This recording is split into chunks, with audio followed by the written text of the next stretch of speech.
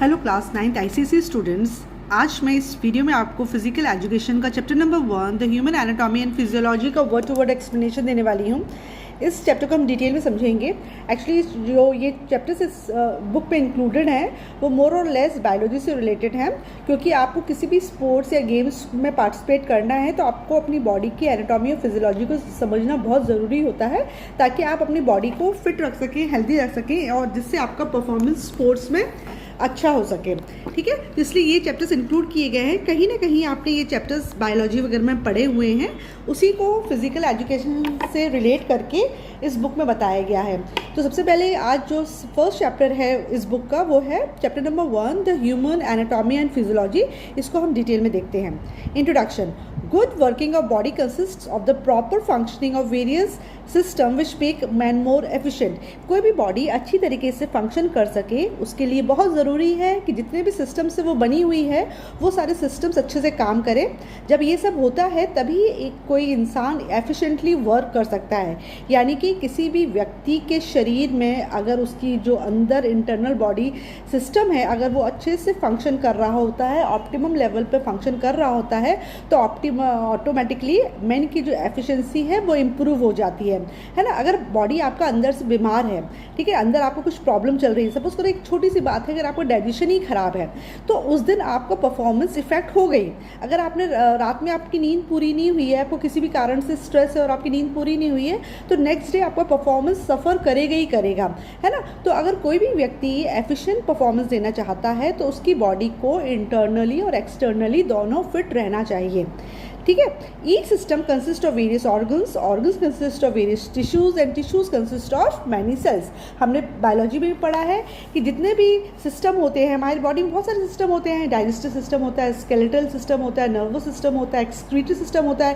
ये जो सारे सिस्टम्स होते हैं वो अलग अलग प्रकार के ऑर्गन्स से मिलके बनते हैं, है ना। जैसे अगर बात कर ली जाए एक्सक्रीटरी सिस्टम की, तो एक्सक्रीटरी सिस्टम में किडनीज आती हैं। किडनीज में यूरेटर होता है, यूरिनरी ब्लैडर होता है, यूरेथ्रा होता है ना। तो अलग अलग ऑर्गन्स मिलके एक सिस्टम को बनाते हैं। ऑर्गन्स को कौन बनाता है? ऑर्गन्स बनते हैं अलग अलग प्रकार के टिश्यूज से। आपने पढ़ा है आपकी बॉडी में बहुत प्रकार के टिश्यूज होते हैं। एपिथेलियल टिश्यूज हुआ, कनेक्टिव टिश्यूज हुए, मस्कुलर टिश्यूज हुए, है ना, नर्वस टिश्यूज हुए। तो ये ऑर्गन्स जो होते हैं टिश्यूज से मिलके बनते हैं। और टिश्यूज किससे मिलके बनते हैं? सेल से मिलके बनते हैं, राइट। तो हमने बायो में पढ़ा था कि ऑर्गन सिस्टम जो होते हैं, कोई भी ऑर्गन सिस्टम, जैसे कि डाइजेस्टिव सिस्टम की बात कर ली जाए, वो बहुत सारे ऑर्गन्स से मिलके बनती है। जो ऑर्गन्स होते हैं वो बहुत सारे टिश्यूज से मिलके बनते हैं। और टिश्यूज अल्टीमेटली किससे मिलके बनते हैं? टिश्यूज अल्टीमेटली सेल से मिलके बनते हैं।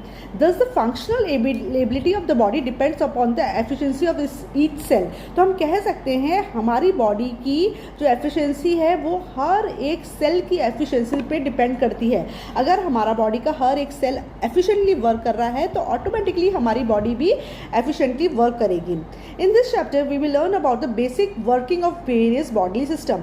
इस चैप्टर में हम पढ़ने वाले हैं कि हमारे बॉडी के अलग अलग सिस्टम किस तरीके से वर्क करते हैं। The science which deals with the structure and functioning of the body and its relationship with other system is named as anatomy and physiology। वो साइंस की वो ब्रांच जिसमें हम बॉडी के स्ट्रक्चर और फंक्शंस के बारे में पढ़ते हैं और उनके आपस के रिलेशनशिप के बारे में जानते हैं, उसको हम एनाटॉमी एंड फिजियोलॉजी कहते हैं। मतलब बॉडी किस तरीके, उसका स्ट्रक्चर क्या है, वो किस तरीके से बनी हुई है और उसका फंक्शन क्या है, और एक स्ट्रक्चर का दूसरे स्ट्रक्चर के साथ रिलेशनशिप क्या है और किस तरीके से आपस में सामंजस्य बैठा के काम करते हैं, ये चीज़ हम एनाटॉमी और फिजियोलॉजी में पढ़ते हैं। तो एनाटॉमी और फिजियोलॉजी में हम बॉडी के स्ट्रक्चर को पढ़ते हैं, मतलब बॉडी के अलग अलग पार्ट्स क्या होते हैं, उनका स्ट्रक्चर कैसा होता है, वो किस तरह से बने रहते हैं और साथ में वो किस तरह से काम करते हैं, यानी फंक्शन किस तरीके से करते हैं, इसको हम पढ़ते हैं। ठीक है। इस डायग्राम आप देख रहे हो कि इस डायग्राम में 3 सिस्टम्स दिखा रहे हैं। पहला वाला जो सिस्टम है वो आपको स्केलेटल सिस्टम दिखा रहा है, राइट। सेकेंड वाला आपको मस्कुलर सिस्टम दिखा रहा है, अलग अलग प्रकार के मसल्स दिखा रहा है शरीर में। और तीसरा आपका सर्कुलेटरी सिस्टम बता रहा है किस प्रकार की ब्लड वेसल्स वगैरह होती हैं, right. Now anatomy and physiology. Anatomy it is a branch of biology which studies the human body structure. The science provides us the details of human structure, its shapes and interrelationships of various parts of the body. Anatomy वो branch है biology की जिसमें human body structure के बारे में पढ़ते हैं, मतलब ह्यूमन बॉडी के कौन कौन से पार्ट होते हैं, वो किस तरीके से बने रहते हैं, उनका शेप क्या होता है, उनका स्ट्रक्चर क्या होता है. This science provide us the detail of human structure. ठीक है ना, एनाटॉमी में हम ह्यूमन का स्ट्रक्चर के डिटेल से पढ़ते हैं कि ह्यूमन का स्ट्रक्चर किस तरीके से होता है, एक्सटर्नल बॉडी पार्ट्स कौन कौन से होते हैं, इंटरनल बॉडी पार्ट्स कौन कौन से होते हैं, इसका शेप क्या होता है और ये आपस में किस तरीके से ये वेरियस पार्ट्स इंटर रिलेटेड रहते हैं ताकि बॉडी एफिशिएंटली वर्क कर सके. तो बॉडी के स्ट्रक्चर को जिस हम ब्रांच में पढ़ते हैं, बायोलॉजी की जिस ब्रांच में हम बॉडी के स्ट्रक्चर्स के बारे में पढ़ते हैं उसको एनाटॉमी कहते हैं. ठीक है, नेक्स्ट आता है फिजियोलॉजी. फिजियोलॉजी क्या होती है? The science which deals with the functioning of various organs or organ systems, their relationships with other organs and their effects. Physiology में हम क्या पढ़ते हैं? फिजियोलॉजी वो साइंस है जिसमें हम अलग अलग ऑर्गन्स के फंक्शंस के बारे में पढ़ते हैं और उनके आपस में रिलेशनशिप क्या है और उनका एक दूसरे पे असर क्या होता है. कभी भी एनाटॉमी और फिजियोलॉजी को आप अलग अलग नहीं पढ़ सकते, ये एक साथ में ही पढ़ता है कि ह्यूमन बॉडी किन किन पार्ट से मिलकर बनी है और इसके क्या फंक्शन है और ये आपस में किस तरह से रिलेटेड है और किस तरीके से कोऑर्डिनेट होकर पूरी बॉडी काम करती है. ये दोनों ही चीज़ हम एनाटॉमी और फिजियोलॉजी में मिला के पढ़ते हैं. अगर आपको डेफिनेशन पूछी जाए तो आप एनाटॉमी की डेफिनेशन ये वाली लिखेंगे और फिजियोलॉजी की ये लिखेंगे. बेसिकली फिजियोलॉजी में हम फंक्शंस के बारे में पढ़ते हैं कि फंक्शन क्या है हर एक ऑर्गन्स का, और एनाटॉमी में हम स्ट्रक्चर पढ़ते हैं कि हर बॉडी पार्ट किस तरीके से बना हुआ है, उसका शेप क्या है, उसका साइज क्या है, किस प्रकार के सेल्स से बना हुआ है. In other words, physiology is the science of mechanical, physical, bioelectrical and biochemical functions of human organs and the cells of which they are composed of. Basically हम फिजियोलॉजी में फिजियोलॉजी वो साइंस है जिसमें हम पढ़ते हैं कि ह्यूमन ऑर्गन्स के मैकेनिकल, फिजिकल, बायोइलेक्ट्रिकल और बायोकेमिकल फंक्शंस क्या है और वो किस प्रकार के सेल से बना हुआ है. मेन सिस्टम्स जो ह्यूमन बॉडी के होते हैं वो कौन कौन से होते हैं? Skeletal system, muscular system, circulatory system and respiratory system. ठीक है, बायो में आप काफ़ी कुछ पढ़ चुके हैं, उसी को हम क्विकली रिवाइज करते हैं. स्केलेटल सिस्टम किससे बनता है? हमारी हड्डियों से, bones. It consist of bones, joints, cartilage etcetera. It provides body framework and shape to the body. जो स्केलेटल सिस्टम होता है वो हड्डियों से, जॉइंट से, कार्टिलेज वगैरह से बना रहता है और हमारी बॉडी का फ्रेमवर्क यानी कि एक ढांचा प्रोवाइड करता है और बॉडी को एक शेप देता है ना. It provides body framework and shape to the body. और साथ साथ में हमारे डेलिकेट ऑर्गन्स है उसको प्रोटेक्ट करता है from injury, from mechanical injury से प्रोटेक्ट करता है. And gives junctions to skeletal muscles. और स्केलेटल मसल्स कहाँ जाके अटैच होंगी वो पॉइंट प्रोवाइड करता है स्केलेटल सिस्टम. तो बेसिकली स्केलेटल सिस्टम हड्डियों, जॉइंट्स और कार्टिलेज से बना हुआ होता है और ये हमारी बॉडी को फ्रेमवर्क प्रोवाइड करता है जिससे बॉडी में एक शेप आता है. साथ साथ में हमारे जो डेलिकेट ऑर्गन्स है वो प्रोटेक्टेड रहते हैं और इसके अलावा ये स्केलेटल मसल्स को ज्वाइन करने के लिए जंक्शन प्रोवाइड करता है ना. जितने भी आपके इंटरनल ऑर्गन्स है, जैसे ब्रेन है आपका, तो ब्रेन स्कल के अंदर प्रोटेक्टेड रहता है. तो स्कल किसका पार्ट है? स्केलेटल सिस्टम का पार्ट है. आपके जो हार्ट है, आपके जो लंग्स है, वो उसको प्रोटेक्ट कौन करता है? रिब्स प्रोटेक्ट करती हैं और रिब्स उसका हिस्सा है, स्केलेटल सिस्टम का हिस्सा है ना. तो पूरी बॉडी में एक बोनी फ्रेमवर्क होता है, उसके अंदर हमारे डेलिकेट ऑर्गन्स रखे पूरे अरेंज रहते हैं और ये स्केलेटल सिस्टम बॉडी को शेप और शेप तो प्रोवाइड करता ही है और साथ साथ में प्रोटेक्शन भी प्रोवाइड करता है डेलिकेट ऑर्गन्स को. नेक्स्ट है मस्कुलर सिस्टम. मस्कुलर सिस्टम आपको नाम से ही समझ में आ रहा है. Muscular system muscles, tendons, ligament से मिलकर बना हुआ है. डिफरेंस आपको पता है, अलग अलग प्रकार की मसल्स होती है हमारी बॉडी में. टेंडन्स और लिगामेंट्स भी होते हैं. लिगामेंट्स क्या होते हैं? लिगामेंट्स वो टिश्यूज़ होते हैं जो बोन को बोन से जोड़ते हैं और टेंडन्स वो टिश्यूज़ होते हैं जो बोन को मसल से जोड़ते हैं, राइट. तो जो मस्कुलर सिस्टम है वो मसल्स, टेंडन्स और लिगामेंट्स से मिलकर बना होता है. It provides movement to body through its contraction. जब मस्कुलर टिश्यूज़ कॉन्ट्रैक्ट करते हैं तो बॉडी में मूवमेंट आता है. तो जितना भी बॉडी में मूवमेंट आता है वो मस्कुलर सिस्टम की वजह से आता है. नेक्स्ट है सर्कुलेटरी सिस्टम. सर्कुलेटरी सिस्टम पता है आपको, ब्लड वेसल्स, हार्ट, इन सब चीज़ों से मिलकर बना होता है. It provides fluid movement in the body और सर्कुलेटरी सिस्टम की मदद से पूरा फ्लूइड बॉडी में मूव करता है. और ये सर्कुलेटरी फ्लूइड क्या है हमारी बॉडी के अंदर? ब्लड, मेन तो ब्लड है और इसके अलावा लिम्फ भी होता है। मेन सर्कुलेटरी फ्लूइड ब्लड है और लेकिन अनदर जो फ्लूइड है वो लिम्फ होता है, ठीक है। नेक्स्ट जो सिस्टम है हमारी बॉडी के अंदर पाया जाता है वो रेस्पिरेटरी सिस्टम है। It consist of breathing organs like lungs, trachea, alveoli etcetera. It also helps in energy production. जो रेस्पिरेटरी सिस्टम होता है वो लंग्स, ट्रैकिया और एल्वुलाई से बना होता है और ये एनर्जी को एनर्जी प्रोडक्शन में हेल्प करता है, क्योंकि जो भी हमारा एब्जॉर्ब फूड होता है रेस्पिरेशन के प्रोसेस में जो ऑक्सीजन हम इनहेल करते हैं उस ऑक्सीजन का यूटिलाइज करके वो उस फूड से एनर्जी रिलीज करता है। इस तरीके से हम कह सकते हैं कि रेस्पिरेटरी सिस्टम एनर्जी प्रोडक्शन में हेल्प करता है, ठीक है। इस डायग्राम में अलग अलग सिस्टम दिखाए गए हैं। पहले वाले में आप देख रहे हो स्केलेटल सिस्टम दिखाया गया है, नेक्स्ट में मस्कुलर सिस्टम दिखाया है, इसमें सर्कुलेटरी सिस्टम दिखा रहे हैं और चौथे में रेस्पिरेटरी सिस्टम दिखा रहे हैं। बायोलॉजी के अलग अलग चैप्टर्स में आपने ये पढ़ा होगा या पढ़ना शुरू कर दिया होगा, ठीक है। तो उसका एक क्विक रिविजन है इसमें। नेक्स्ट सिस्टम जो है वो डाइजेस्टिव सिस्टम है। It consists of digestive organs like the stomach, food pipe, intestine, etc. It helps in energy production. जो digestive system होता है वो stomach, food pipe, intestine वगैरह से मिलकर बनता है और इसका काम होता है energy production का। किस तरीके से? क्योंकि digestive system में जो हमने food खाया है वो digest होता है और absorb होता है। फिर ये absorb food ऑक्सीजन से मिलकर energy produce करता है, फिर body अलग अलग फंक्शन को परफॉर्म करने के लिए उसमें शक्ति आती है। नेक्स्ट है nervous system. It consist of brain, spinal cord and nerves. Nervous system basically brain, spinal cord और नर्व से मिलकर बनता है। It controls the working of various organ of the body और नर्वस सिस्टम हमारे बॉडी का main control system है, right. Next is glandular system. It consist of endocrine and exocrine glands. आपको पता है हमारी बॉडी में दो प्रकार के ग्लैंड्स होते हैं, एक होता है एंडोक्राइन, एक एक्सोक्राइन ग्लैंड्स। जो एंडोक्राइन ग्लैंड्स होते हैं वो डायरेक्टली अपना सीक्रेशन जो भी चीज़ बनाते हैं वो डायरेक्टली ब्लड में देते हैं, यानी कि ये डक्टलेस होते हैं, यानी कि इनके पास कोई नलिया या ट्यूब नहीं होती है अपनी चीज़ों को बाहर भेजने के लिए। लेकिन जो एक्सोक्राइन ग्लैंड्स होते हैं ये डक्ट के थ्रू अपने जो सीक्रेशन होते हैं वो पहुँचाते हैं।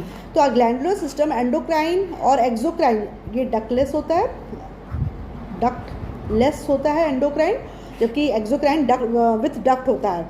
It consist of endocrine and exocrine glands like liver, pancreas, thyroid, adrenal, pituitary, salivary, intestine etcetera. It helps various organs to work properly, ठीक है। जो तुम्हारा ग्लैंडुलर सिस्टम होता है वो एक्सोक्राइन और एंडोक्राइन दोनों हो सकता है। जैसे इन्होंने एग्जाम्पल दिया liver, pancreas, thyroid, adrenal, pituitary वगैरह, ये बहुत सारे सीक्रेशंस करते हैं और इन सीक्रेशन की मदद से जो ऑर्गन्स होते हैं वो अच्छी तरीके से वर्क कर पाते हैं। नेक्स्ट सिस्टम है एक्सक्रीटरी सिस्टम। जब इतना सारा मेटाबॉलिक एक्टिविटी बॉडी के अंदर हो रहा होता है तो बहुत सारे वेस्ट प्रोडक्ट या बहुत सारे टॉक्सिन्स शरीर के अंदर इकट्ठे हो जाते हैं। इन सारे टॉक्सिन्स को, इन सारे हार्मफुल सब्सटेंसेस को बाहर निकालने का काम एक्सक्रीटरी सिस्टम करता है। इसमें आपके किडनी, स्किन, लिवर और लंग्स आ जाते हैं। It helps in excreting waste from the body. Next important function है हमारी बॉडी का रिप्रोडक्टिव सिस्टम।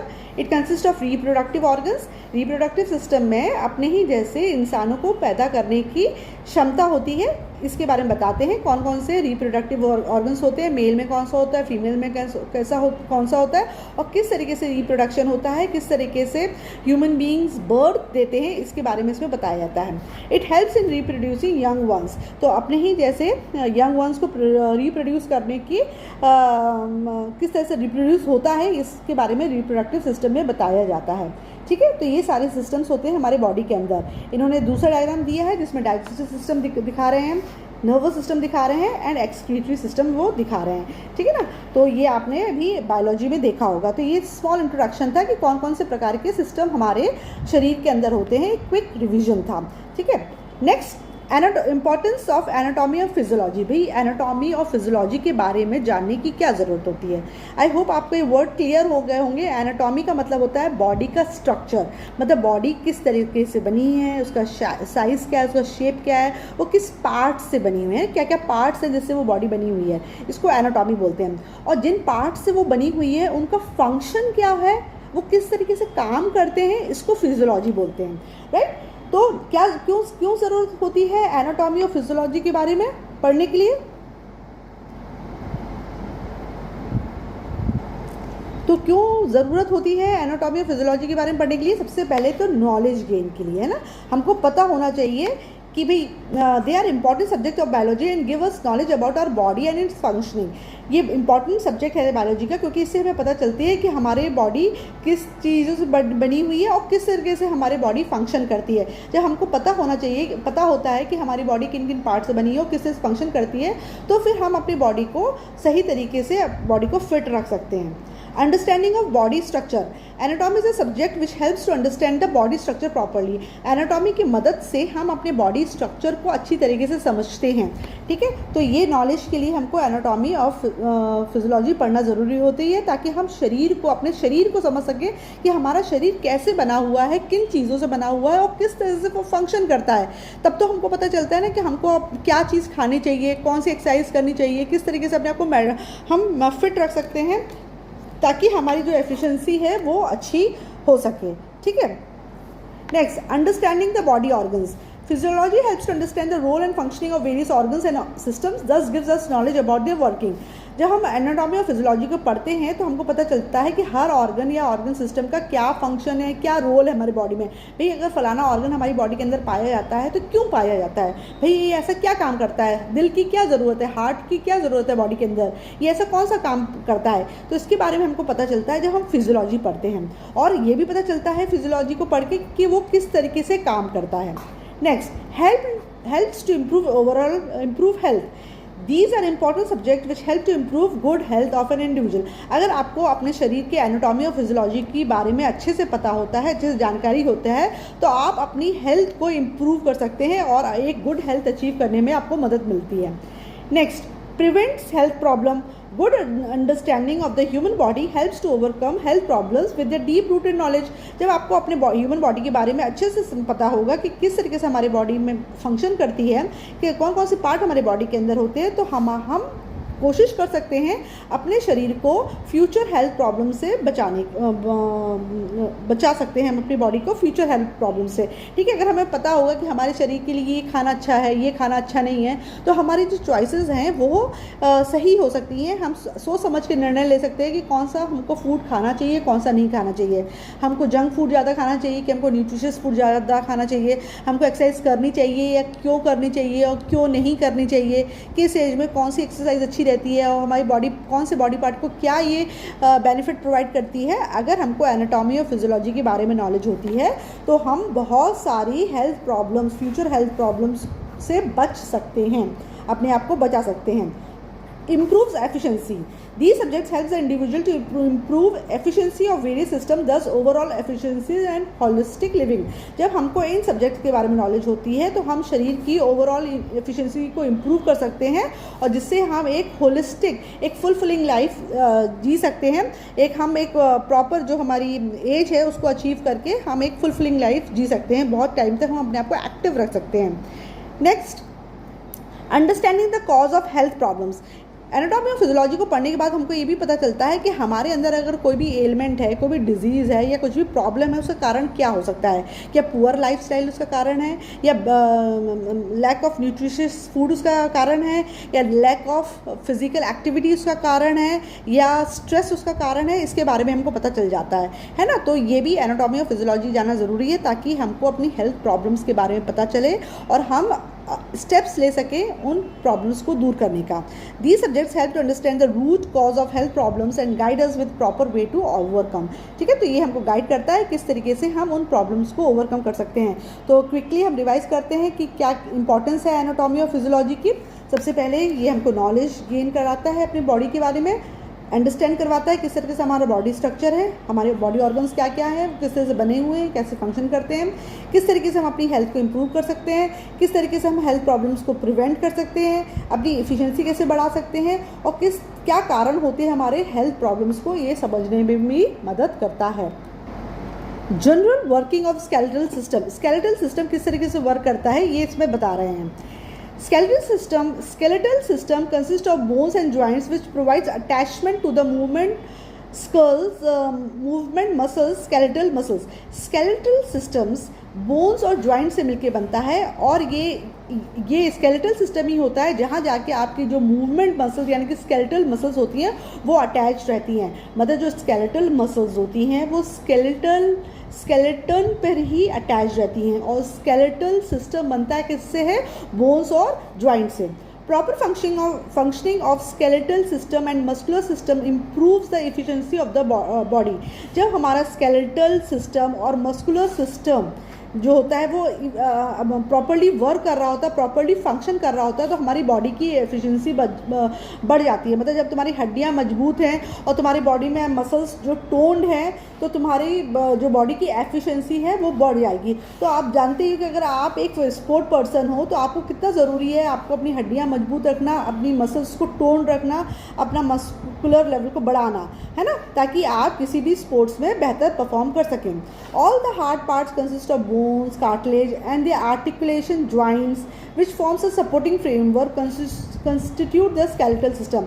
skeletal system सारी हड्डियों, कार्टिलेज और उनके joints यानी कि जहाँ पे ये हड्डियाँ जुड़ी रहती हैं जिसकी वजह से ये आर्टिकुलेट होती है यानी कि मूव कर पाती हैं, ये सारा का सारा स्केलेटल सिस्टम बनाता है।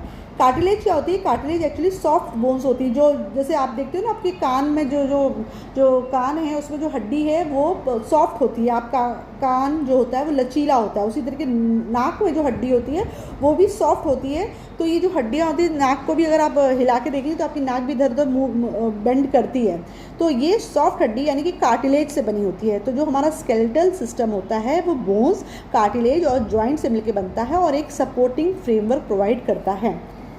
Bones and there classification. Bones कितने प्रकार की होती है, उनका क्या क्लासिफिकेशन होता है, ये हम देख रहे हैं। There are 206 bones in the human body. Bio में भी आपने पढ़ा है, हमारे शरीर के अंदर 206 हड्डियां होती हैं एक एडल्ट में, 206 हड्डियां होती हैं एक एडल्ट में, ठीक है ना। तो ये नंबर आप याद रखना, 206 बोन्स होती हैं। Bones is divided into 3 part, 3 part में हड्डी डिवाइड होती है, हेड, शैफ्ट एंड और टेल, ठीक है। देखो देखते हैं हम डायग्राम में, इस डायग्राम में दिखा रहे हैं। जो हड्डी होती है उसके 3 हिस्से होते हैं। एक होता है हेड, ये जो हिस्सा है ये हेड कहलाता है। ये जो हिस्सा है जो बीच वाला वो शेफ्ट कहलाता है। सॉरी मैंने उल्टा बता दिया, ये वाला जो हिस्सा है वो हेड है, ये जो हिस्सा है वो शेफ्ट है, और लास्ट वाला जो हिस्सा है वो टेल है, ठीक है ना। This is head, this is shaft and this is tail. Femur bone present in a thigh is the longest and stapes present in ear is the smallest bone. ये याद रखने वाली चीज़ है। हमारी जो थाई बोन जो है जिसको हम फीमर बोन कहते हैं, ये सबसे लंबी होती है, और जो हमारी कान में जो बोन होती है उसको हम स्टेप्स कहते हैं, वो सबसे स्मॉलेस्ट होती है। तो फीमर बोन हमारी बॉडी की सबसे लंबी बोन होती है जो कि थाई में प्रेजेंट रहती है, और जो कानों में जो एक हड्डी होती है जिसका नाम स्टेप्स होता है वो हमारे शरीर की सबसे छोटी बोन होती है। ये आपसे MCQ में वो पूछ सकते हैं, तो आप उसको ध्यान रखिए, ठीक है। तो आपको याद रखना है कि जो हड्डी है उसके 3 मेन पार्ट है। एक होता है हेड, स्टार्टिंग पॉइंट, फिर बीच में जो लंबा सा हिस्सा है उसको शेफ्ट कहते हैं, और लास्ट का जो हिस्सा है उसको हम टेल कहते हैं। Now cartilages are elastic hard connective tissues.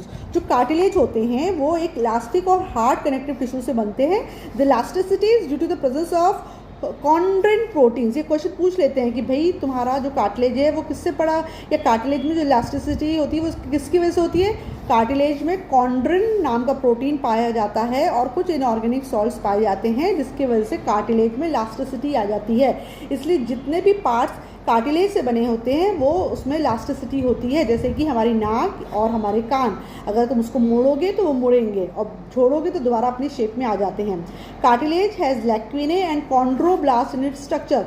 जो कार्टिलेज होता है उसका जब स्ट्रक्चर आप स्टडी करोगे तो उसमें इस तरीके से ऐसे कॉन्ड्रोब्लास्ट होते हैं और बीच में खाली स्पेस होती है, उसको हम लैक्विने कहते हैं, ठीक है। इस तरीके से आपको डायग्राम देखने को मिलेगा कार्टिलेज का, ठीक है। तो बीच में हॉलो स्पेस होती है वो लैक्विने कहलाता है और साइड में कॉन्ड्रोब्लास्ट होते हैं। तो पूछा जाए कि भैया कार्टिलेज किस प्रकार के सेल से बने रहते हैं, तो कॉन्ड्रोब्लास्ट से बने रहते हैं, ठीक है। कौन सा प्रोटीन है, कॉन्ड्रिन प्रोटीन है। It is of 3 types. Cartilage 3 प्रकार के होते हैं, हाइलिन कार्टिलेज, जो नेक्स्ट है fibrous cartilage, and third one is calcified cartilage. Cartilage 3 प्रकार के, हाइलिन, फाइब्रस एंड कार्टिलेज। बस इसको इतना ही पढ़ना है, बहुत ज़्यादा डिटेल में नहीं जाना है। The structure and size differs in bones. और स्ट्रक्चर और साइज क्या होगा, ये बोन्स पर डिफर करता है। Next, bones are Bones are classified as long bones. They are long and wide. They act as a lever. They have long shaft and are found in legs and arms like femur and humerus. जो bones होती हैं वो चार प्रकार की बताई गई, long bones, short bones, flat bones और इरेगुलर बोन्स. जो लॉन्ग बोन्स होती हैं वो लंबी लंबी होती हैं और वाइड होती हैं. ठीक है, ये लीवर की तरह काम करती हैं. इनका जो शैफ्ट यानी कि बीच का पोर्शन होता है वो लंबा होता है. लॉन्ग बोन्स कहाँ पाई जाती है? हमारे लेग्स में और आर्म्स में. जैसे कि फीमर बोन है हमारे लेग में और ह्यूमरस बोन कहाँ है? हमारे हैंड में. नेक्स्ट होती है शॉर्ट बोन्स. नाम से पता चल रहा है इनका साइज छोटा होता है और ये क्यूब शेप्ड में होती हैं. जैसे हमारी कलाई में जो बोन पाई जाती है रिस्ट पर है, या हमारी उंगलियों में जो पाई जाती है फैलेंजेस में. नेक्स्ट है फ्लैट बोन्स. फ्लैट बोन्स होती हैं, ब्रॉड होती, चौड़ी होती हैं और ये हमारे ऑर्गन्स को प्रोटेक्ट करने में और उनको अटैचमेंट प्रोवाइड करने में हेल्प करती हैं. एग्जाम्पल क्या है तुम्हारे फ्लैट बोन्स के? स्टर्नम. स्टर्नम क्या होता है? वो बीच का हिस्सा होता है जहाँ पे आपकी रिब्स अटैच रहती हैं. ठीक है ना, स्टर्नम वो होती है. नेक्स्ट है स्कैपुला जो आपकी पीछे शोल्डर में होती है. राइट. इरेगुलर बोन्स कौन सी होती है? नाम से पता चल रहा है इरेगुलर बोन्स वो बोन्स होती हैं जिनका शेप इरेगुलर होता है. जैसे कि वर्टिब्रे हुआ, स्कल हुआ, ये इरेगुलर बोन्स के अंदर आती हैं. तो बोन्स को चार कैटेगरी में क्लासीफाई किया गया है: long bones, short bones, flat bones and irregular bones. देखो यहाँ पे डायग्राम दिखाया गया और इसमें सारी बोन्स दिखाई गई हैं. इतना डिटेल में नहीं समझना है लेकिन फिर भी थोड़ा सा इसको डायग्राम को देख लो कि इसमें कौन कौन सी बोन दिखाई गई हैं. तो मैं आपको लॉन्ग जो चार बोन्स दिखाई है मैं उसके हिसाब से आपको समझा देती हूँ. लॉन्ग बोन्स जो है वो देखिए आपके हैंड्स में ये लंबी लंबी बोन्स है ना, ये लॉन्ग बोन्स कहलाती हैं. राइट. ये जो ऊपर वाली लंबी बोन दिख रही है ना, ये लॉन्ग बोन कहलाएगी. उसी तरीके से पैरों में आप देख रहे हो ये थाई पे लंबी सी बोन है ना, ये लॉन्ग बोन्स है. ठीक है ना. तो लेग्स और हैंड्स में लॉन्ग बोन्स होती हैं. फिर उन्होंने वो शॉर्ट बोन्स बताई थी. शॉर्ट बोन्स क्या होती है? सिर्फ रिस्ट, कलाई में जो दिख रही है ना छोटी छोटी ये बोन्स है ये कलाई में, तो ये तुम्हारी शॉर्ट बोन्स कहलाती है, शॉर्ट बोन्स कहलाती हैं.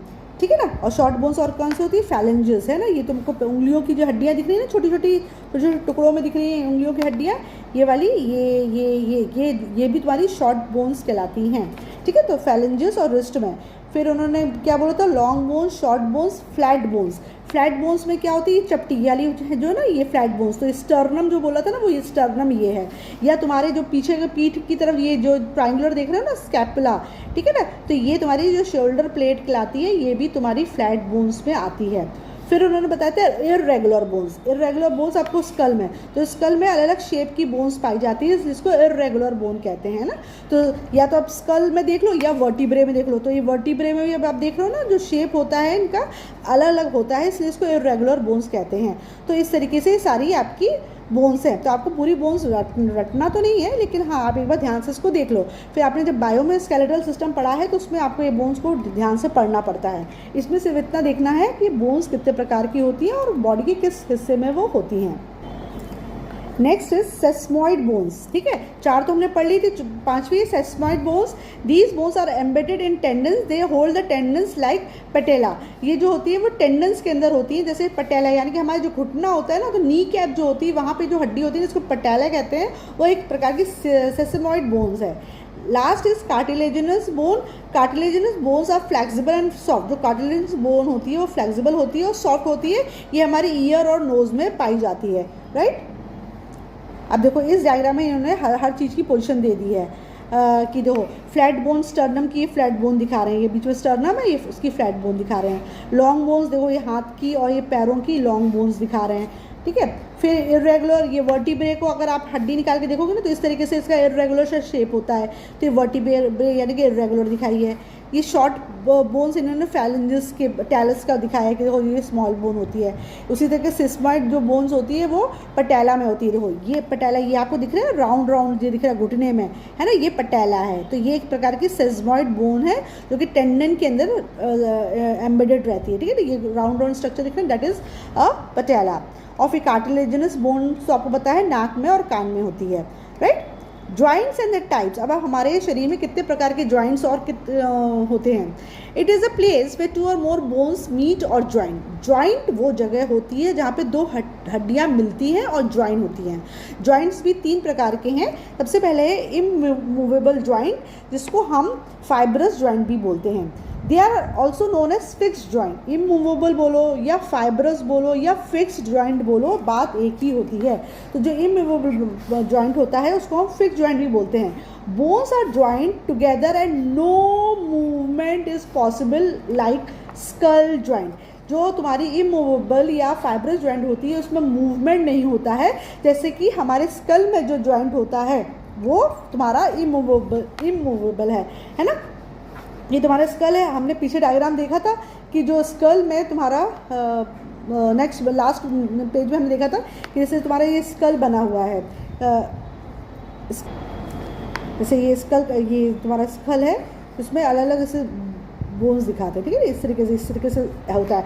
तो ये जॉइंट्स हैं, लेकिन ये जॉइंट्स फिक्स होते हैं, मतलब ये पार्ट आपस में मूव नहीं करेंगे। ये जॉइंट तो आपको दिख रहा है, लेकिन ये जॉइंट जो है ना ये इमूवेबल है, यानी कि फिक्स है, ठीक है। तो बोन में जो इस तरीके से ये फिक्स होता है, इस तरीके से फिक्स होता है ये जॉइंट, फाइब्रस कनेक्टिव टिश्यू से मिलकर बनता है। तो पहला जो जॉइंट होता है वो इमूवेबल या फिक्स जॉइंट है, right. Next is slightly movable और कार्टिलेजिनस जॉइंट्स। नाम से पता चल रहा है ये वो जॉइंट होते हैं जो स्लाइटली मूव करते हैं, जैसे कि हमारे वर्टिबल कॉलम के बीच में, रीढ़ की हड्डियों के बीच में जो जॉइंट होते हैं वो कार्टिलेजिनस या स्लाइटली मूवेबल जॉइंट्स होते हैं। आप देखते हो ना, रीढ़ की हड्डी आप बेंड कर सकते हो, आप आगे झुकते हो तो आपकी रीढ़ की हड्डी बेंड हो जाती है। तो ये क्या करते हैं, ये कहलाते हैं स्लाइटली मूवेबल, एकदम पूरी तरीके फिक्स नहीं है, थोड़ा थोड़ा मूव कर सकते हैं। In these joint these are there is a slight movement like invertible disc. फिर थर्ड जो जॉइंट है वो है फ्रीली मूवेबल, मतलब वो जॉइंट जो आप फ्रीली मूव करता है। These joints can move to great extent, these are covered by thin membrane and filled by synovial fluid. ये जहाँ पर ये वाले जॉइंट्स पाए जाते हैं वो फ्री मूवमेंट शो करते हैं और इनके चारों तरफ एक फ्लूइड, एक लिक्विड भरा रहता है जिसको हम साइनोवियल फ्लूइड कहते हैं। ये साइनोवियल फ्लूइड लुब्रिकेशन प्रोवाइड करता है, यानी कि फ्रिक्शन को प्रिवेंट करता है ताकि जो आपका पार्ट है वो अच्छे से मूव कर सके, राइट। तो ये नाम याद रखना है लिक्विड का, क्योंकि पूछते हैं। तो साइनोवियल जॉइंट्स में आपके फ्री मूवमेंट देखने को मिलता है। जो तुम्हारा फ्रीली मूवेबल साइनोवियल जॉइंट्स होता है वो आपके 5 प्रकार के हैं। सबसे पहले है आपका बॉल एंड सॉकेट जॉइंट, जैसे कि आपके शोल्डर या हिप में होते हैं। शोल्डर और हिप में जो तुम्हारे तो इस तरीके से होता है, तो मैं बॉल एंड सॉकेट, ये बॉल बनी है, ये बॉल सॉकेट में फिक्स है, ठीक है ना। जैसे तुम्हारा हाथ जहाँ से जुड़ा हुआ है शोल्डर में, जो तुम्हारा जो ह्यूमरस जो तुम्हारे शोल्डर में जुड़ा हुआ है वो बॉल एंड सॉकेट का एग्जाम्पल है। तो शोल्डर और हिप जॉइंट जो है बॉल एंड सॉकेट के जॉइंट के एग्जाम्पल है। नेक्स्ट प्रकार का जो जॉइंट होता है वो हिंज, जो अपने एल्बो में कोहनी के पास जो जॉइंट पाया जाता है वो हिंज जॉइंट जैसा होता है। जैसे डोर का हिंज होता है ना, एक ही डायरेक्शन में मूव करता है, उसी तरीके से देखो आप एल्बो को एक ही डायरेक्शन में मूव कर पाते हो, तो वहाँ पे जो जॉइंट है वो हिंज जॉइंट है। फिर नेक्स्ट है पाइवट जॉइंट, जैसे आपके जो गर्दन पे जो सर लगा हुआ है, इस जगह पर जो सर लगा हुआ है ये पाइवट जॉइंट है, कि आपकी जो सर है वो आपका लेफ्ट राइट घूम सकता है, राइट। तो इस प्रकार के जॉइंट को पाइवट जॉइंट कहते हैं। फिर एक होता है ग्लाइडिंग जॉइंट। ग्लाइडिंग जॉइंट जिस तरीके से हमारे कार्पल्स में होते हैं, हमारी उंगलियों में जो रिस्ट में जो हड्डियाँ होती हैं ना, जो कार्पल्स कहलाती हैं, तो वहाँ पे जो जॉइंट होता है, आप डायग्राम में देख रहे हो यही वाला एरिया, यहाँ पे जो जॉइंट होता है उसको हम ग्लाइडिंग जॉइंट कहते हैं। फिर सैडल जॉइंट क्या होता है, सैडल जॉइंट होता है हमारे अंगूठे में, ठीक है। तो इस तरीके से 5 प्रकार के जॉइंट्स होते हैं। देखो ये वाले डायग्राम में साइनोवियल जॉइंट का डायग्राम दिखाया गया है कि ये तुम्हारा साइनोवियल जॉइंट है और बीच में इसमें लिक्विड भरा हुआ है जिसको हम साइनोवियल फ्लूइड कहते हैं, राइट। तो आपको याद रखना है कि जो जॉइंट होते हैं वो 3 प्रकार के होते हैं, immovable, partially movable and freely movable. फिर आपको फ्रीली मूवेबल को हम साइनोवियल जॉइंट्स भी कहते हैं और उनके 5 प्रकार होते हैं। बॉल एंड सॉकेट, इसके एग्जाम्पल आपको याद करना है कि बॉल एंड सॉकेट जॉइंट कहाँ होता है, शोल्डर और हिप में। फिर हिंज जॉइंट होता है वो कहाँ होता है, एल्बो में। पाइवट जॉइंट कहाँ होता है, नेक में। ग्लाइडिंग जॉइंट कहाँ होता है, कार्पल्स में। और सैडल जॉइंट कहाँ होता है, थंब में। तो इस तरीके से आपको उसको याद करना। Functions of skeletal system. Skeletal system क्या फंक्शन है पता है, सबसे पहला फंक्शन तो होता है भी सपोर्ट प्रोवाइड करता है, ये एक सपोर्टिंग फ्रेमवर्क हमारी बॉडी को देता है, पहला फंक्शन ये है। सेकेंड है हमारी बॉडी को शेप देता है, किसी भी इंडिविजुअल बॉडी का शेप और स्ट्रक्चर आता है वो उसके स्केलेटल सिस्टम की वजह से ही आता है।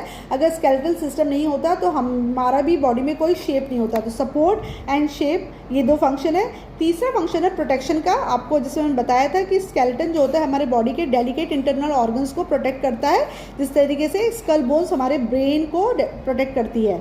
नेक्स्ट इसका फंक्शन है जंक्शन प्रोवाइड करता है, जहाँ पे मसल्स अटैच होती हैं या एक बोन दूसरी बोन, मतलब जो वहाँ पे मसल्स बोन पे अटैच करती हैं, वो जंक्शन प्रोवाइड करता है आपका skeletal system. Bones provide junctions और attachment to skeletal striped muscles, है ना। तो स्केलेटल स्ट्राइप्ड मसल्स कहाँ पे जाके चिपकेंगी? बोन्स पर। नेक्स्ट है स्टोर हाउस है। Bones are the store house of important minerals and salt like calcium, potassium and iron. एक स्टोर हाउस है, कैल्शियम को, पोटेशियम, आयरन, ये सब जो चीज़ें जाके कहाँ स्टोर होती है? हमारी हड्डियों में। इसलिए कहते हैं कैल्शियम आप खाओगे, पोटेशियम आप खाओगे, आयरन आप खाओगे तो आपकी हड्डियाँ मजबूत बनेंगी, क्योंकि ये सारी चीज़ें हड्डियों में जाके ही जमा होती हैं। Next is manufacture of RBCs. जो हमारे ब्लड का आरबीसी है वो भी हड्डियों के अंदर ही बनता है। Bones are capable of manufacturing of RBCs, that is red blood cells in the blood. RBCs are manufactured in the bone marrow. हमारी जो ये हड्डी होती है ना, आपको पढ़ाया था कि हड्डी के 3 हिस्से होते हैं। एक होता है आपका ये जो शेफ्ट है, और फिर हेड है यहाँ पर, और यहाँ पे टेल है।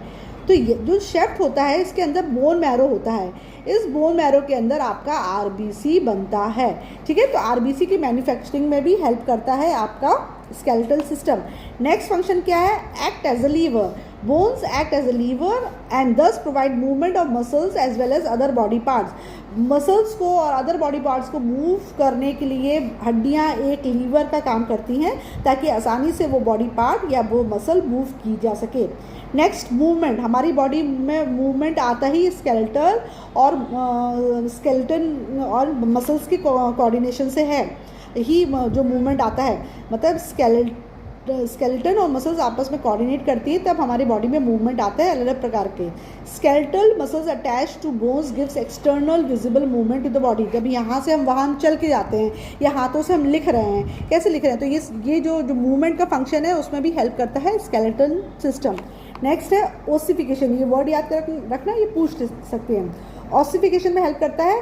Bones are capable of doing self repair whenever they are damage. आपको पता है जैसे आप खेलते खेलते गिर गए और आपकी हड्डी में फ्रैक्चर आ गया, अगर आप किसी भी डॉक्टर को नहीं भी दिखाओगे और आप उस जगह को कस के पट्टी से बांध लोगे, तो कुछ दिनों के बाद, हल्का अगर फ्रैक्चर है नहीं तो कुछ महीनों के बाद अपने आप से वो हड्डी जुड़ जाती है। इसको हम ऑसिफिकेशन कहते हैं, यानी कि इस हड्डियों में अपने आप को रिपेयर करने की क्षमता होती है। हाँ, ये बात ज़रूर होती है कि हम जब डॉक्टर के पास जाते हैं तो वो रिपेयर जल्दी हो जाता है, हमारी हड्डियाँ जल्दी जुड़ जाती हैं और एक सही दिशा में जुड़ती है, ठीक है ना। तो आप ये याद रखो कि आपकी हड्डियों में एक क्षमता होती है जिसको हम ओसिफिकेशन कहते हैं, कि अगर हड्डी टूट जाए तो कुछ समय बाद वो अपने आप से खुद जुड़ जाती है, इसी को ओसिफिकेशन कहते हैं। तो ये फंक्शन थे स्केलेटल सिस्टम के। अब हम इफेक्ट्स देख रहे हैं। अगर हम एक्सरसाइज करेंगे तो हमारे स्केलेटल सिस्टम में इसका क्या असर देखने को मिलेगा। सबसे पहले तो आपको पता है, आप जितनी ज़्यादा एक्सरसाइज करोगे आपकी हड्डियाँ उतनी स्ट्रॉन्ग हो जाएंगी। तो स्ट्रॉन्गर बोन्स के लिए हम एक्सरसाइज करते हैं। Regular exercise improves the bone composition, thus bones become stronger and slightly stretchable. जब आप रेगुलर एक्सरसाइज करते हो तो आपकी हड्डियों का कॉम्पोजिशन बदलता है, उसका कॉम्पोजिशन इंप्रूव होता है और आपकी हड्डियाँ ज़्यादा स्ट्रॉन्ग और ज़्यादा स्ट्रेचेबल यानी कि लचीली बनती हैं। Next, reduces bone injury. जब आप एक्सरसाइज अच्छे से करते हो तो आपकी बोन इंजरी भी कम होती है, आपको कम स्प्रेन वगैरह आता है। Regular exercise reduces the chances of bone injuries. This is because of the slightly stretchable quality of bones which absorb the sudden shock, stress and impact over bones. जब आप ज़्यादा एक्सरसाइज करते हो तो आपकी हड्डियाँ लचीली बन जाती हैं, जिसकी वजह से आपको बोन इंजरी कम होती है।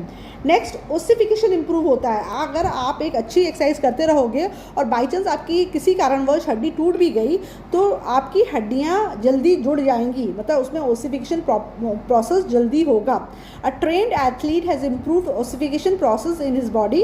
This lead to proper shape and size as well as growth of bones. तो एक अच्छा एथलीट होता है जो प्रॉपर एक्सरसाइज करता है, उसकी बॉडी का शेप प्रॉपर होता है, उसकी हाइट सही रहती है और उसकी हड्डियों का साइज और ग्रोथ भी बराबर होता है। फास्टर हीलिंग, अगर आप एक ट्रेंड एथलीट हैं तो आप जल्दी क्योर होते हैं, आपकी हीलिंग एबिलिटी ज़्यादा अच्छी होती है और आपकी हड्डी जल्दी हील हो जाती है अगर कोई इंजरी होती है तो। Trained athletes are capable to cure faster as the healing ability of their bones become faster. जो trained athletes होते हैं वो जल्दी ठीक हो जाते हैं क्योंकि उनकी हड्डियों की जो healing capability होती है वो फास्ट होती है दूसरों के मुकाबले। जो बोन डिजीजेज होती है जैसे arthritis, spondylitis, otitis also get reduce. और आप अगर अपनी फिजिकल फिटनेस अच्छी रखते हो तो आपको ये सारी बीमारियाँ भी नहीं होती हैं।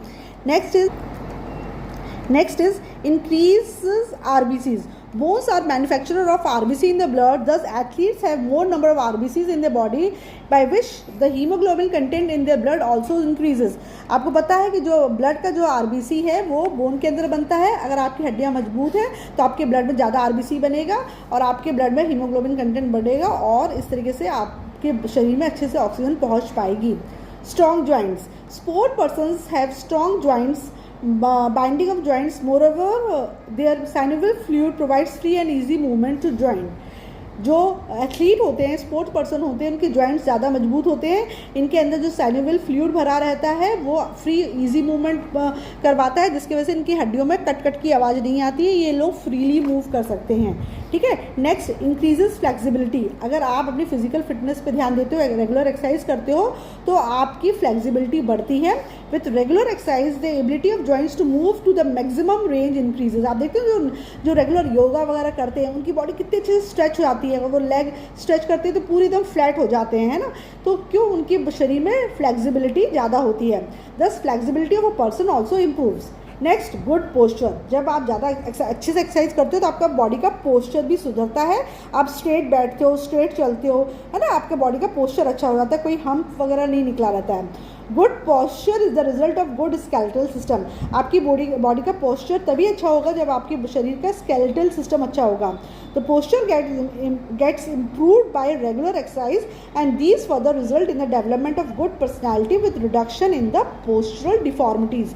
और पोस्चर कब सुधरता है? जब आप रेगुलरली एक्सरसाइज करते हो, जिसकी वजह से आपकी पर्सनैलिटी इंप्रूव होती है और आपके शरीर के अंदर कोई भी पोस्चरल डिफॉर्मिटीज़ नहीं आती हैं. जैसे बहुत से लोगों को आप देखना कंधे झुके हुए होते हैं या उनके गर्दन के पीछे हम्प निकला हुआ होता है या उनकी पीठ तो जो होती है ना वो झुकी हुई होती है. क्यों? क्योंकि ऐसे लोग एक्सरसाइज कम करते हैं जिसकी वजह से उनका पोस्चर खराब हो जाता है. लॉन्ग आवर्स तक वो बैठे रहते हैं या झुके झुके मोबाइल देख रहे हैं, जिसकी वजह से उनकी गर्दन के पीछे के हिस्से में हल्का सा उभार आ जाता है, जिसको हम कहते हैं. तो अगर आप एक्सरसाइज प्रॉपर करेंगे तो आप इस तरीके से पोस्चर की जो डिफॉर्मिटीज़ आ रही हैं आप उसको भी करेक्ट कर सकते हो. नेक्स्ट है personality development. With regular exercise the proper growth and development of bones takes place. जब आप एक्सरसाइज अच्छे से करते हो तो आपकी हड्डियों की अच्छी ग्रोथ और डेवलपमेंट होती है. दस postural deformity does not arise and overall personality improve. जिसकी वजह से आपकी पोस्चर में कोई डिफॉर्मिटी यानी कि कोई खराबी नहीं आती है और आपकी पूरी पर्सनैलिटी अच्छी लगती है. आपने देखा ना, कभी भी कोई भी स्पोर्ट पर्सन होता है या एथलीट होता है, उसकी पर्सनैलिटी बहुत अच्छी लगती है. उसका शरीर एकदम गठीला शरीर रहता है, ना कोई पेट बाहर निकला होता है, ना वो कहीं से झुका हुआ लगता है. एकदम चुस्त और तंदुरुस्त उसका शरीर रहता है और वो फिट एकदम उसकी बॉडी दिखती है. Right. Now, types of movements. Flexion, it describes a bending movement that decreases the angle between a segment and its proximal segment. Flexion एक प्रकार का बेंडिंग मूवमेंट है, मतलब मुड़ते, जैसे आप हाथ मोड़ रहे हो या पैर मोड़ रहे हो, जिससे आपका जो एंगल होता है वो कम होता है. ठीक है ना. It describes bending movement that decreases the angle between a segment and it's proximal segment. For example, bending the elbow. जैसे इस वाले इसमें दिखा रहे हैं, उसने एल्बो को बेंड किया, तो ये एल्बो को उसने बेंड किया ना, तो इस मूवमेंट को फ्लेक्सियन कर रहे हैं, मतलब आपने उसको बेंड किया. या क्लिंचिंग और हैंड इनटू अ फिस्ट, या आपने हाथ की मुट्ठी बांधी, तो उसको भी आप फ्लेक्सियन मूवमेंट कहते हो. अगर आप अपनी कोहनी को मोड़ रहे हो या अपनी मुट्ठी को बांध रहे हो, तो ये दोनों एग्जाम्पल किसके हैं? फ्लेक्सियन के हैं. When sitting down, the knees are flexed. जब आप बैठते हो तो आपके नीज फ्लेक्स्ड होते हैं, मतलब वहाँ पे भी फ्लेक्सियन मूवमेंट देखने को मिलता है आपके घुटनों में. When a joint can move forward and backward, such as the neck and trunk, flexion refers to the movement in the anterior direction.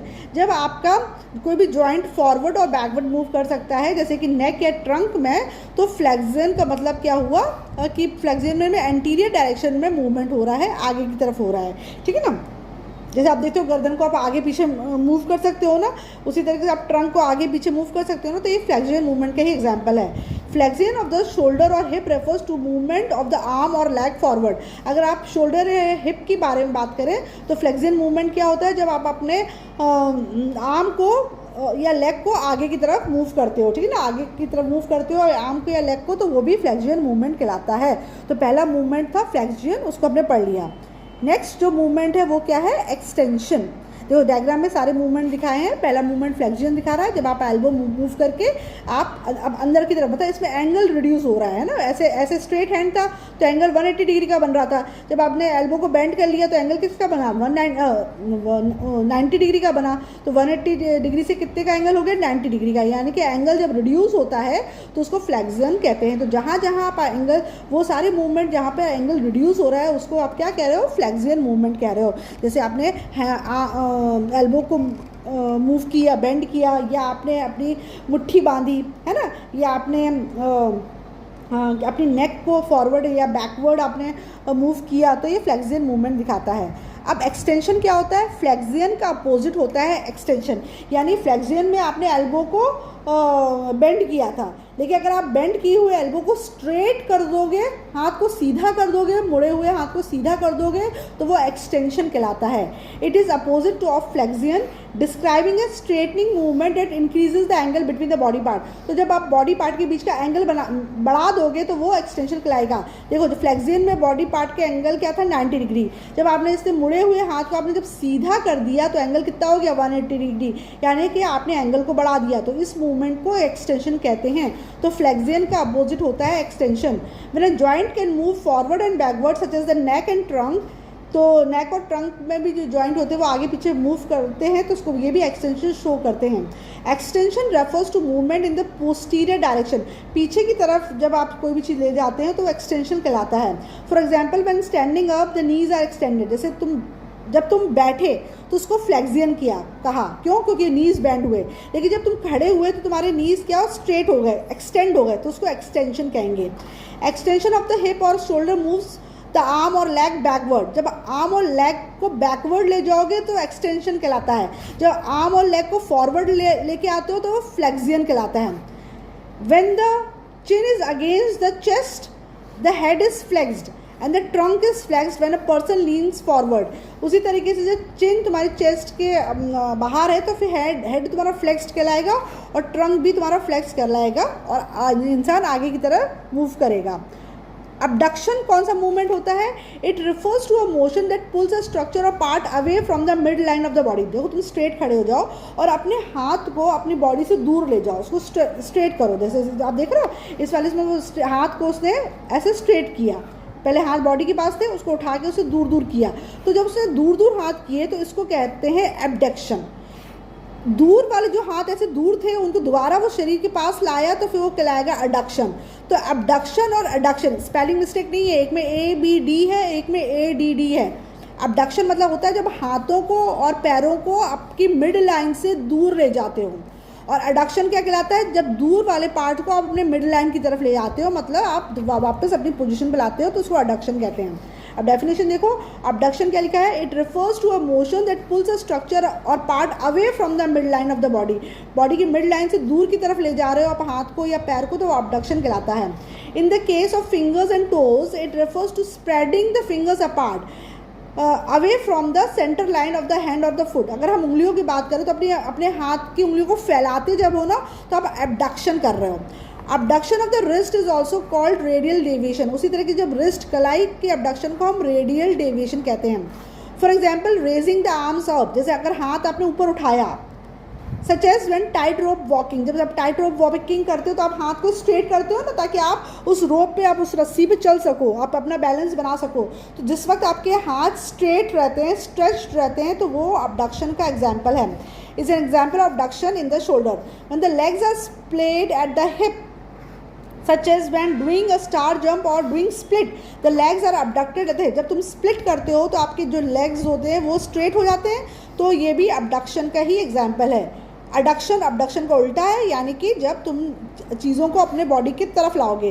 It refers to a motion that pulls a structure of part towards the middle line of the body or towards the mid line of a limb. In the case of fingers and toes it refers to bringing the digits together towards the centre line of the head or foot. पहले आपने उंगलियां फैलाई तो वो abduction कहलाया, फिर उंगलियों को वापस अपनी नॉर्मल पोजीशन पे लाओगे तो वो अडक्शन कहलाएगा। ठीक है, उसी तरीके से अडक्शन ऑफ द रिस्ट क्या कहलाएगा, अल्नर डेविएशन। जो तुम्हारा अबडक्शन में वो रेडियल डेविएशन कहला रहा था, जबकि अडक्शन में वो अल्नर डेविएशन कहलाता है। Dropping the arms to the sides, आपने हाथ अपने स्ट्रेच कर रखे हैं, उसको दोबारा अपनी बॉडी की तरफ लाओगे तो ये क्या कहलाएगा, adduction. And bringing the knees together, उसी तरह से जब घुटनों के आप पास में लाओगे तो उसको भी क्या कहोगे, अडक्शन। एलिवेशन क्या होता है, elevation refers to the movement in a superior direction. For example shrugging is an example of the elevation of scapula. Elevation मतलब होता है जब आप किसी बॉडी पार्ट को ऊपर की तरफ उठाते हो, जैसे आप कंधों को ऊपर की तरफ उठाते हो ना, तो उसको हम एलिवेशन कहते हैं, जैसे श्रग कर रहे हो। डिप्रेशन क्या होता है, जब आप उठी हुई चीज़ को नीचे की तरफ लाओगे, जैसे आपने पहले कंधे ऊपर उचकाए तो वो एलिवेशन कहलाएगा, जब कंधे को वापस अपनी जगह पे लाओगे तो वो डिप्रेशन कहलाएगा। Depression refers to the movement in an inferior direction, the opposite of elevation. Internal rotation या मीडियल रोटेशन क्या होता है, it refers to rotation towards the axis of the body. Body की एक्सिस की तरफ अगर कोई भी रोटेशन आप कर रहे हो तो वो इंटरनल रोटेशन कहलाता है, इसी को हम मीडियल रोटेशन भी कहते हैं। एक्सटर्नल रोटेशन क्या होता है, साइड वाइज रोटेशन यानी कि लेटरल रोटेशन होता है, जब रोटेशन को तुम away from the centre of the body कहते हो। तो इस प्रकार के ये रोटेशन होते हैं। इसमें एक और लास्ट है, ठीक है, इसमें डायग्राम में शो कर रहे हैं ये लोग। एलिवेशन, आप इस वाले डायग्राम देख रहे हो, एलिवेशन जब आप कंधों को ऊपर की तरफ ले जा रहे हो, जब आप कंधे को नॉर्मल पोजीशन पे लाए तो डिप्रेशन कहलाया, ठीक है। फिर हम इसमें सर्कमडक्शन पढ़ाते हैं। सर्कमडक्शन क्या होता है, it refers to a conical movement of a body part such as ball and socket joint or the eye. Circumduction is a combination of flexion, extension, adduction and abduction. Circumduction जब हम करते हैं तो हम चारों मूवमेंट यानी flexion, extension, abduction और adduction चारों का इस्तेमाल करते हैं। यानी कि आपने हाथ को स्ट्रेट करके इसको गोल गोल घुमाया, ठीक है ना, तो ये अबडक्शन दिखा रहा है। उसी तरह के आपने फीट को, अपने फुट को गोल गोल घुमाया तो भी ये क्या कहलाएगा, अबडक्शन कहलाएगा।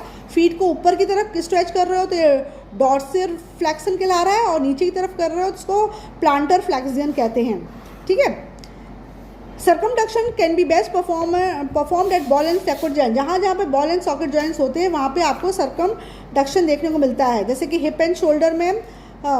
बट मे ऑल्सो भी perform by other parts of the body. तो हिप और शोल्डर में तो आपको देखने को मिलता ही है, लेकिन और भी बॉडी पार्ट्स में देखने को मिलता है, जैसे फिंगर्स हुई, हैंड हुआ, फीट, हेड।